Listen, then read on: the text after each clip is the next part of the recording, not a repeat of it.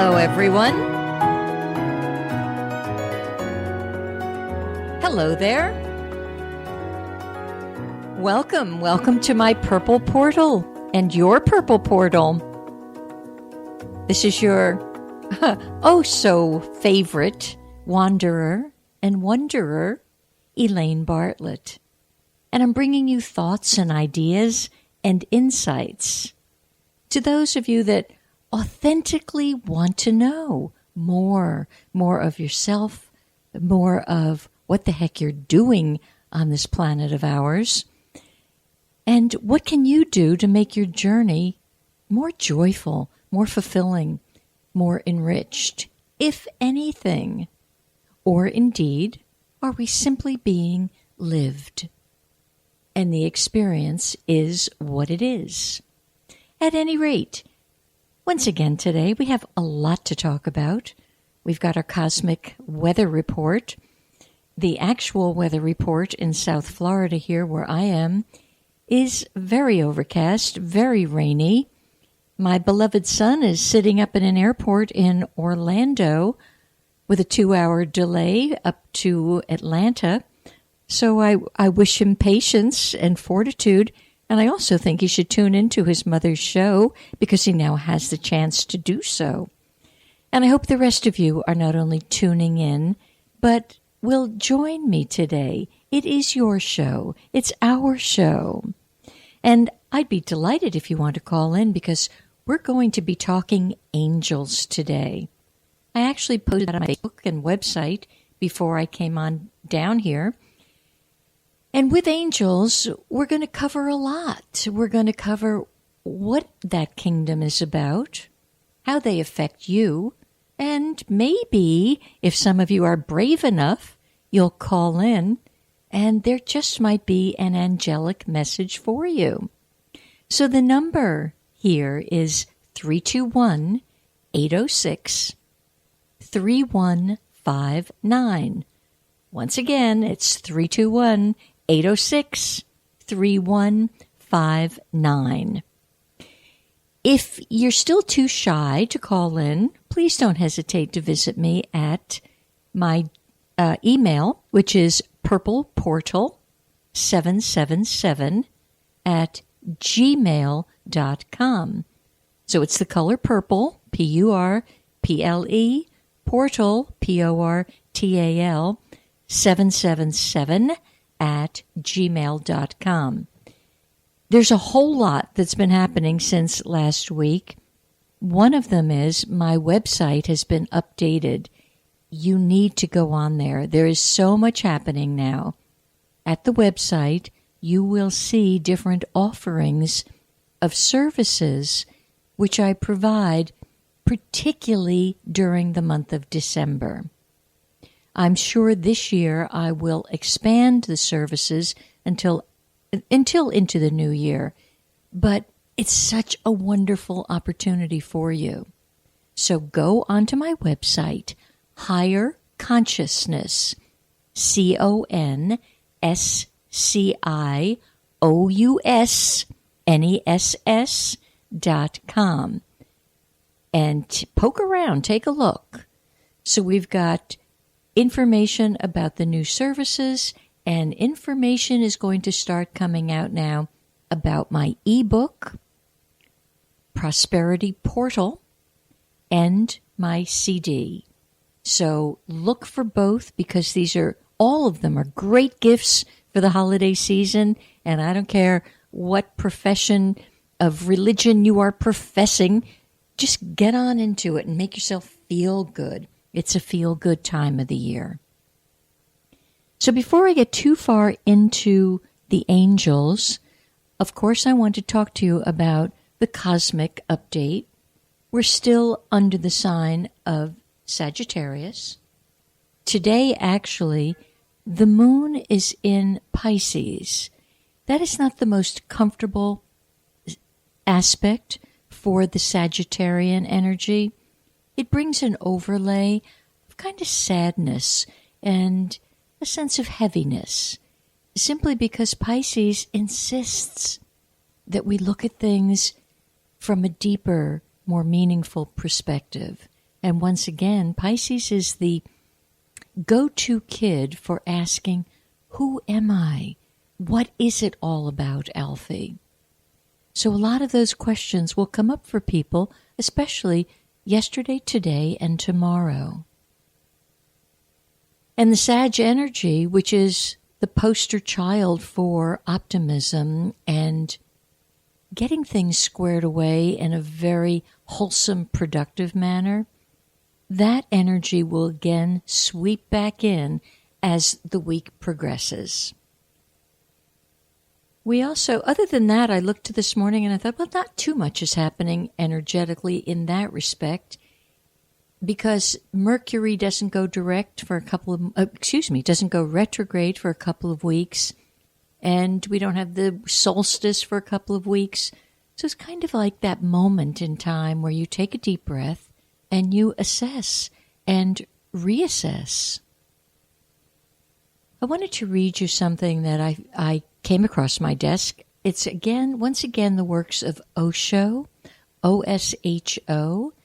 Those of you who have been listening to me these past several months, you know I have a great fondness for Osho's work.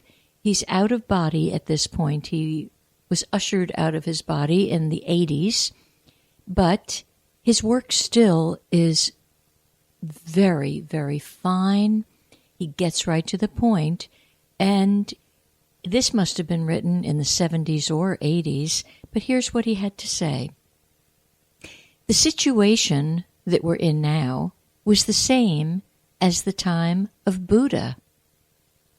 The circle completes itself in 25 centuries. We're at that marking right now. The old foundations dissolve. Society has to lay new foundations. From what I can see, that's not comfortable for anyone, no matter which side of the political pole you're standing on. The whole edifice, as you know it and have been living it, becomes worthless. It has to be demolished. Then, economic, social, political, religious, all systems are disturbed. The new is to be born. However, it is a birth pain. I just think that nails it. That's where we are. That's what's happening. The elections didn't put an end to that happening. Nobody won. That's what I was afraid of 6 and 8 months ago. There's no winners in this thing. The Osho message goes on to say, yes, a time of crisis is a very valuable time. When everything is established and there is no crisis, things are dead. When nothing is changing and the grip of the old is perfect, it is almost impossible to change yourself. When everything is in chaos, nothing is static, nothing is secure. Nobody knows what is going to happen from moment to moment in such a chaotic time. You are free. You can change. You can attain to the innermost core of your being. When society is in turmoil, everything is in crisis, chaos pervades. That is the moment. You can escape from its prison. It's easy because nobody is guarding you. Nobody is after you. You are left alone. And some of you might feel darn lonely these days. Things are in such a shape that everybody is bothering about his own business. Nobody's really looking at you. So this is the moment to do you. Don't miss that moment. Unfortunately for Osho, there's no unfortunate. Osho was ushered out of his body in the mid-'80s by our government that was very terrified of words just such as this. Words that encourage you to be free, to fly higher than you ever have, to take the downs in stride and move up, keep dropping, keep going. He was feared for this. Some of you should really look into his work. I think it's tremendous work. If you're ready for the next step of your own understanding to be heightened. And then there's another thing that I liked very much. The work of a gentleman who is actually alive. He's in his 80s. He lives in Australia. He was visiting the United States once in the 90s. And he did some profound work when he was here. He actually was on the west coast of Florida. And my sense is, not only did he reach many lives were shifted because of his presence and his insistence on what he calls kicking out from under you all of your beliefs. Everything about the me is false. And every which way the mind wants to refute that and dispute it and argue it, he kicks it out. So I have a great respect for this gentleman whose name, he goes under the name of Sailor Bob. And his name really is Bob Adamson, Adamson. He was called Sailor Bob because he actually was in, I think, the Marines or the Navy or something, whatever they would call it over in Australia. So that title hung on to him. I smile at his last name, Adamson. I wonder if he's ever thought about that, but I think it's pretty cool. So here's the quote that I brought in today from Sailor Bob. Truth or reality cannot be stored, cannot be amassed. It does not accumulate. The value of any insight, understanding, or realization can only be in the ever fresh presence of the moment. Yesterday's realization is not a bit of good. It is dead. It has lost its vitality. It is useless to try and cling to or hold on to an insight, understanding, or realization, for only in its movement can ever fresh and new insights of truth or reality appear.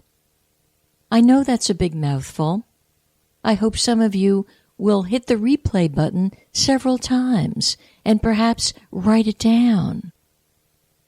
He's really saying anything from yesterday, it's done, it's over, it's dead.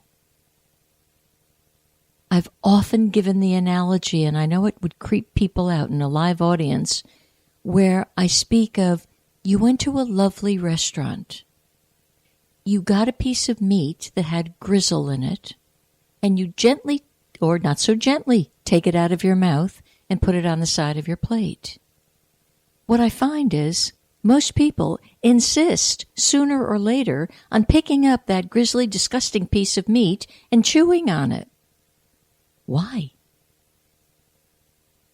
It's old conditioning is the answer. It's old conditioning.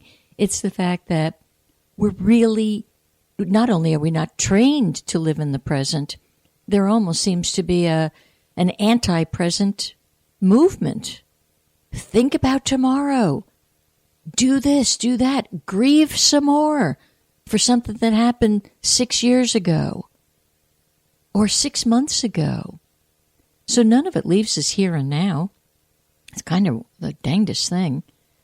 So practice the presence, will you please? That's your assignment for the week, and it's a darn good one, and I think we'll all benefit from it.